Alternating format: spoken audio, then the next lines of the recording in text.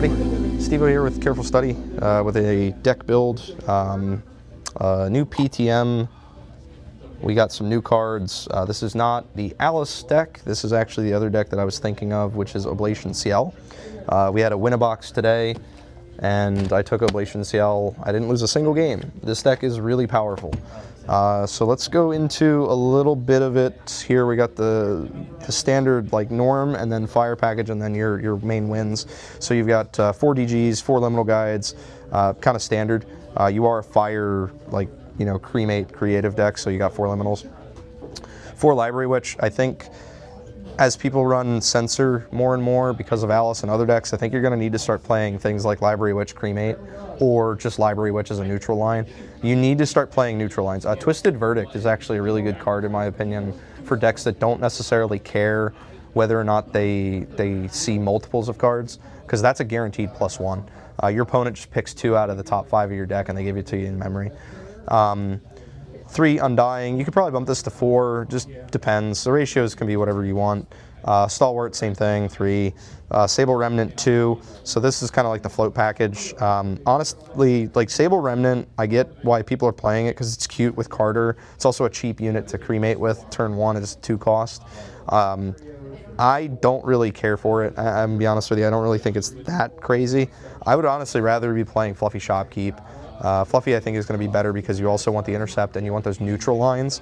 So I don't think Sable is necessarily the way to go in the future, but you know, here or there, pick your cup of tea. 2 Crystallized Destiny. This card is really good against Winsariu. It's really good against like the Philo lists.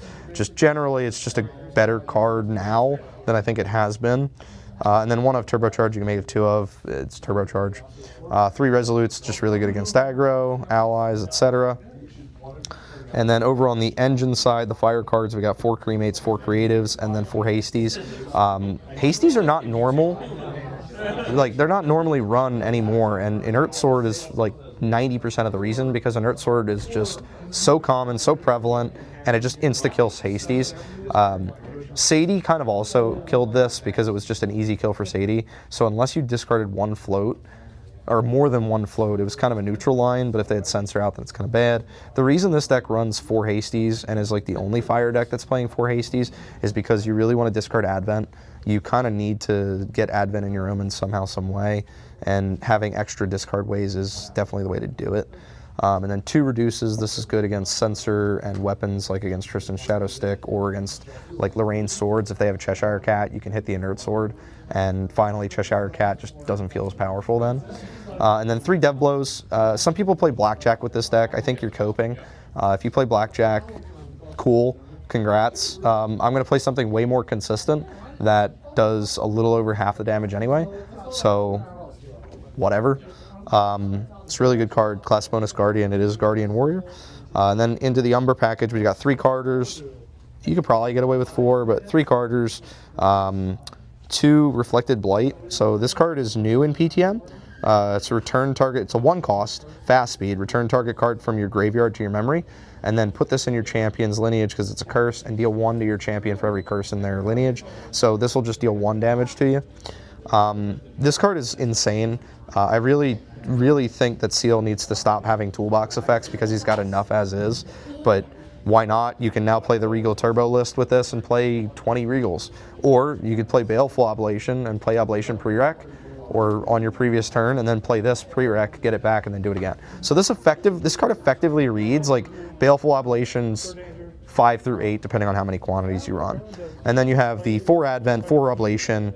The standard way to win, you just omen a single copy of Oblation or multiple copies, and then play Oblation. Single copy of Advent, and then a single Oblation will deal 15 damage because it deals damage based on the lowest resource reserve cost Omen. So if you only have Advent, that is the only Omen card. Baleful's just going to deal 15. It does cost 3, it's a fast speed, it gets through Spell Shroud, which is really big, it doesn't target. The only really hard counter to it is honestly like Incap. You can try to Spell Shroud it, but we'll go over a couple ways to get, not Spell Shroud, you can't Spell Shroud it, Spell Shield, but we'll go over a couple ways to get through that. And then lastly, this little guy right here, which is also new in PTM, Faux Awakening. This card is ridiculous. I think this card single-handedly is going to make this deck like borderline tier 0 in my opinion, but I have to wait to see how the meta shapes out because there's always decks that are going to be, you know, the meta's got to flesh out, but as it stands right now, I think this card is way too powerful. This card, and I'll go over the combo, this card can effectively deal 16 Unpreventable. If you have 2 of these in hand, this card deals 16 Unpreventable damage to your opponent. That's insane. Like at any point in the game, it just does it. So let's move all this aside here so I can go over some of the combos. So this is the material deck, and I'm only going to show the like critical cards. I don't think these 2 are critical, but you can play. You can play either Spirit, Glimpse and Recover, or just the standard Fire. I think you want to be playing the Glimpse Recover against like aggro or decks that you probably don't care about the extra influence and care more about consistency. I have not played this deck enough to know the difference between the 2. However, what I will say is from history, when I tried to play Fragmented Merlin versus Fire Spirit Merlin, I play Fire Spirit every single time because you just open with DG. It's just Merlin's inherent ability is draw DG in your first 7. So I kind of stopped playing, you know, I just lost with the Fragmented, thank you. The Fragmented one. But Serene is a little bit different because Recover 6 is nice. I don't know, whichever one works best for you. And then Ciel, so Ciel Lineage. And then this card right here, Lost Providence. My God, this card is insane. We're going to go over why this is so insane specifically in this deck, but this card's just generally insane against in any level 3 deck that's not Merlin or Crux, because they're obviously going to be playing the Looking Glass. Arasana loves this card. This card's nuts. This card is effectively, everyone is playing Spirit Shard Fragment. Like the little fragment shard you get for that Spirit, everyone gets this if you're level 3. Like that's really good. It's really good. Backup Charger because it's Backup Charger. Chalice of Blood because you're a 30 health champion. Devouring Malice just because it's really good regalia. You can draw 2 like Chalice, heal, whatever. Grand Sonieri, this is just a really good weapon. Lets you inherently swing for 5 every turn. Anything else in the material deck is kind of like just tech cards, so like Tariff Ring, the new card that stops recovery, it minuses 3 from every instance of recover. It's really good. Orbis Sealing, everyone's probably going to need to play this against this deck. And then, you know, like Nullifying Lantern, Nullifying Mirror, you know, whatever else you really want to play. It is what it is. Oh, I almost forgot. How did I miss this? Cupboard. Cupboard is in this list. Yeah, Cupboard's here. Cupboard's really good too. We're going to go over why Cupboard is really good. All right, so material deck can make what you want. Sideboard, obviously, sideboard your local meta. And now let's go into why Faux Awakening is ridiculously stupid. So let's say my opponent is at 0 health. I have 2 Faux Awakenings. I have an Advent Omened. Where's the omens? We'll make it a little bit easier here. So we'll omen this. So Advent is omened. I have 2 Faux Awakenings in hand. I have, I don't know, let's say just other crap. There's other stuff in the discard pile too. So I have other stuff in my discard pile. This is my hand. What you can do is you level up to 3, you get your Lost Providence. You go to your next turn like you normally would, because most of the time you're going to wait a turn to oblate the next turn, maybe pre-rec, whatever you want to do. So go to your next turn. This will wake up and immediately grab Armoire. So you now have these 2 awake. You already have an Advent omened. Now what you can do is you can play your turn like normal, and then before your Ciel trigger or on your Ciel trigger on the stack, I'm going to play forget about it.